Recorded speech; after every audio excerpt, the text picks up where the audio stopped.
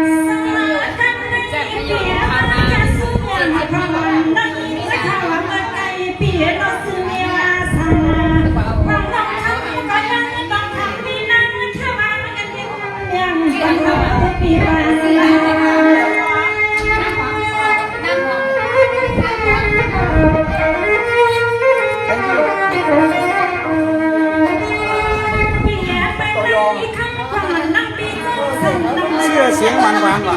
เสียงดังนี่เ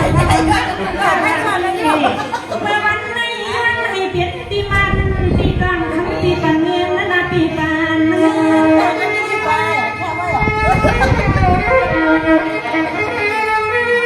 ก็แค่ชั่วโมงหรอกก็ใส่นี่นะมันวันมันหลับกันเนี่ย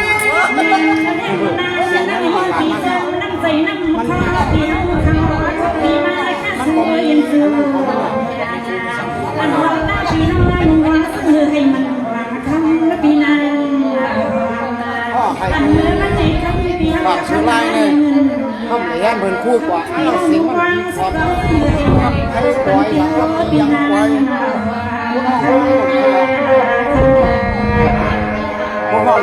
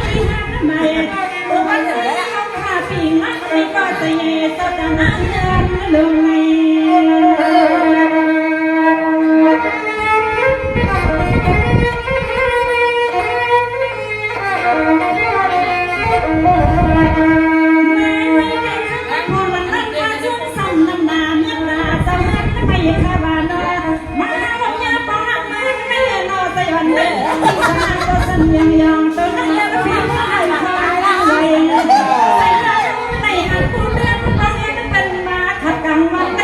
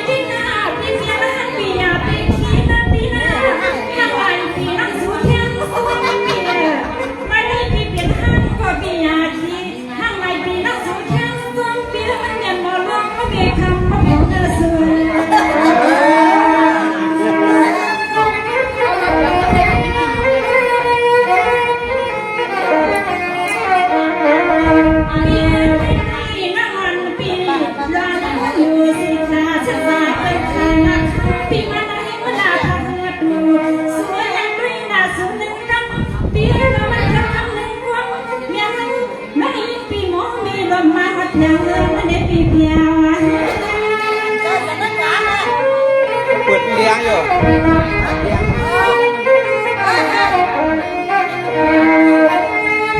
เปียเงินไม่นับปียังถามว่าสิสิสดสนาเปียเงินก่อนสั่งก่อนนะ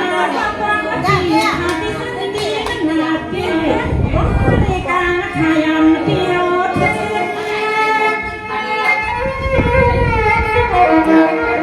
ก็เสียงเขา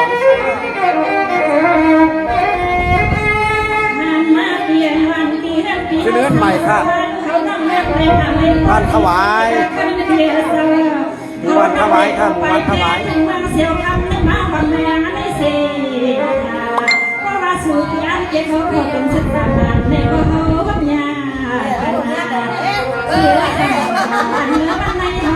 คือเนื้อใหม่ปีใจเป็นยาทาหน้าหมวยเลี้ยงในครับที่หมู่บ้านถวายค่ะก็เรียก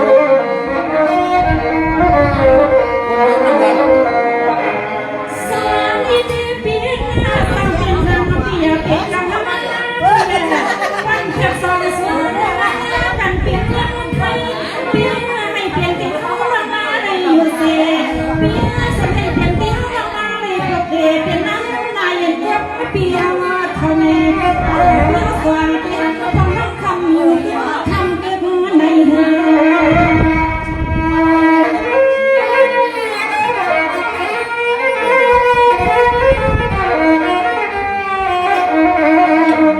เปียแค่ทางรับนางมาให้เขาตีเปียหน้าเยอะพี่หาอย่าเสื้อวันนี้เขายืนนำนานาเยอะพี่แค่เขาสั่งนาขาพักตันเมื่อไกลควางได้ไปนี่ทักแม่เลยปีตายก่อนเด็กอยากตางว่า นี่ว่าเรื่องนั้นว่าเรื่องนั้น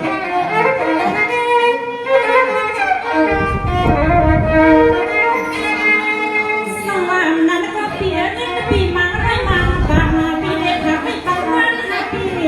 ปีไหนข้างสางปีที่ไม่ปันในข้างวันอีปียาอีเงินหัวใครหัวมาที่ปีที่ไม่ปันในข้างน้องอีปีเห็นเดียวหัวใครหัวมา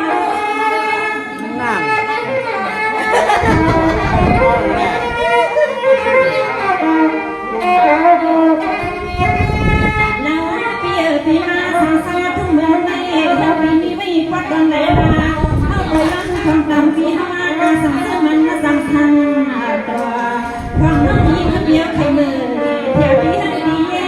ให้ใครก็เรียนไม่อยากตาเสียงไม่อยากขายากนั่งอยู่สวามาปีเฮาใส่สั่งคุณพี่เขาสองตีว่าเอาหัก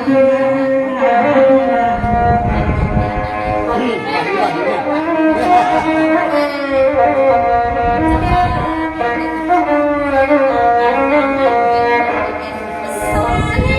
ปีหน้าน้องปีกว่ามาทำสวยในวันทำไว้เปียปีเรื่องปีสัญญาปีมวยเลี้ยงเปียน้องปีสุดสวงตัวเปียน้องมันสองลาวันเปียว่ายังไงเปียยังไงในเลยทำปีต้องหันน้องทำว่าพอเลยเสือ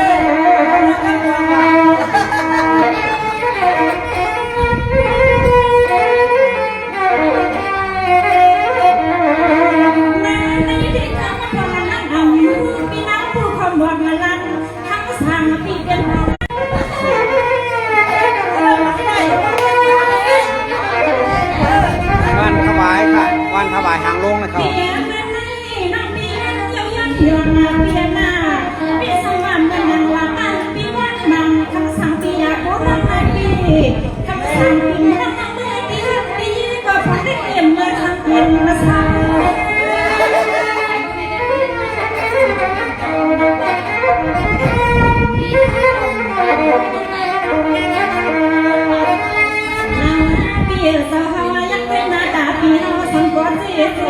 ปีนี้วันนี้เสียงใส่ความร้องไห้ไปเพศของเสียงคำยานเนื้อถึงได้ไม่มัน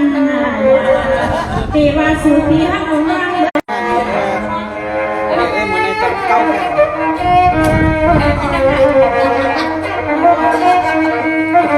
กินแก้วเดียวนี่แหละกินแก้วเดียววะ ปีนี้ปีหน้าคำสั่งปีวันนี้ปีอยากขี่ข้างเบียร์มาแล้วก็ฟังคำ สอนแค่ทางเพียงก่อนฉันมีบาง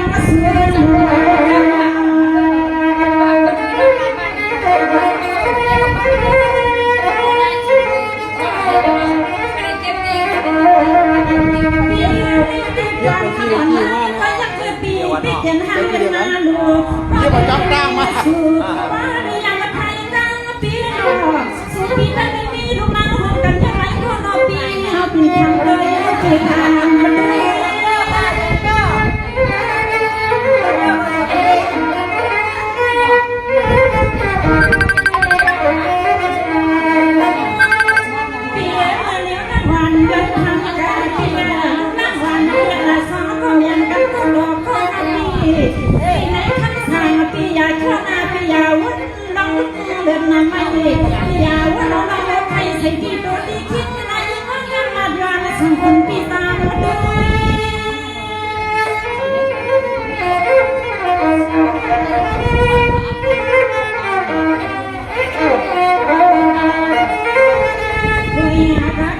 เปียสะพานเมื่อได้มาวันนี้ดีกันพี่ใส่อันทำเอาเมื่อวันไหนสุดแล้วสมาเนี่ยต่อกันก็ยังให้ทำพี่พอได้มีลำความมั่นกลาสมาคำพี่หันสักสมาเนี่ยก็สั่งให้คำพี่เจอแล้วเจออันเมื่อวันไหนเขาก็ยังสิเล่นกันคำพี่ก็ยังจะนำนาพี่นา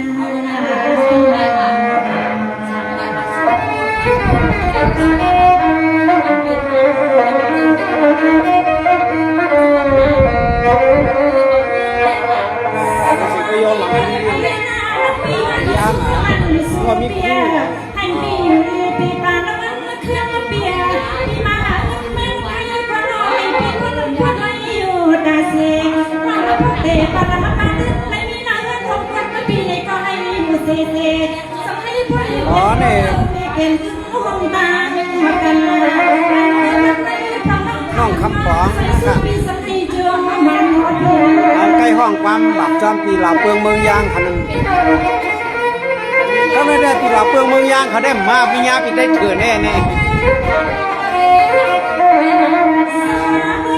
ปีนักวันปีสองปีนาคาขึ้นมากับที่หัวหน้าปีไปเดือนวันละวันละปีส่งในมาคนเยอะความรักคำเนื้อวันไหนเขามาทำมากันอันไหนเพราะว่าสุดปีนั้นต้องเลือกเพราะว่าน้องขึ้นในยานปีเมื่อเพราะสังให้คำปีพูดสื่อเก่าใจคอ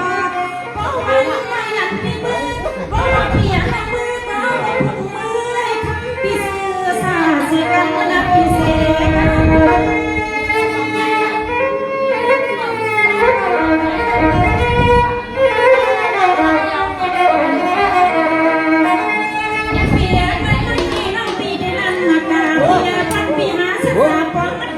สีดำไม่เลยว่ามันทักษะพิมพ์เลยที่ไม่มันใครทำไม่ได้ที่ไหนทำมากันแน่นไม่มีก็วันนี้มากับคำเปลี่ยนจะได้กันนะสิ่งต้องคงทำมาหน้าพอ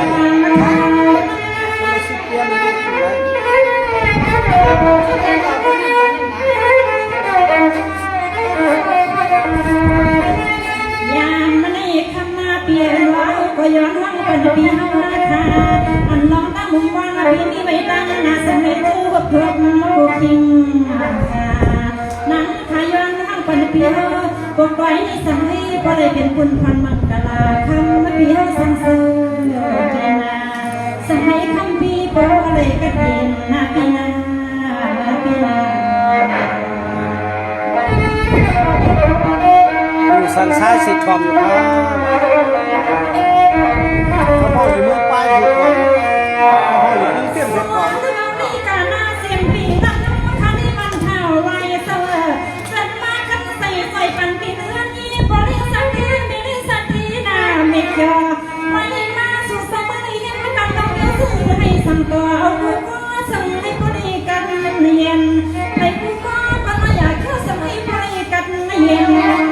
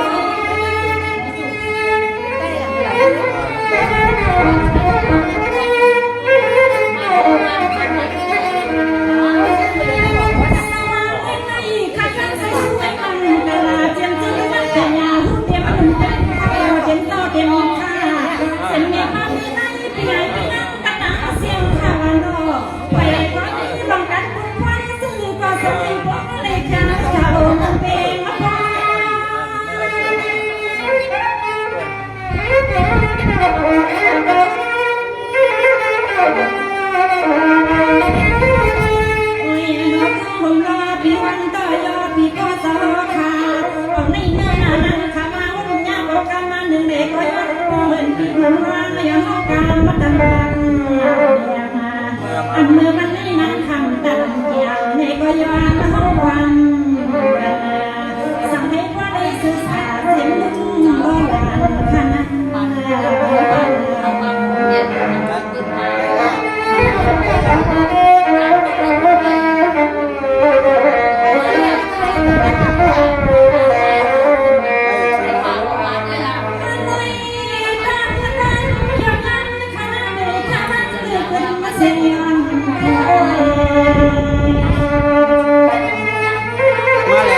ว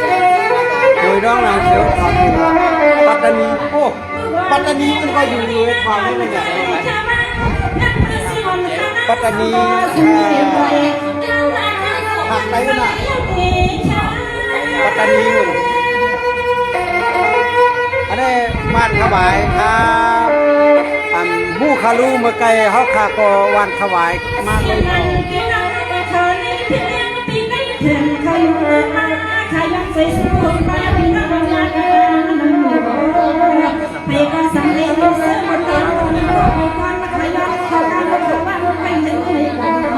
อยู่ลำพูนเชฟความไม่ความอยู่ค่า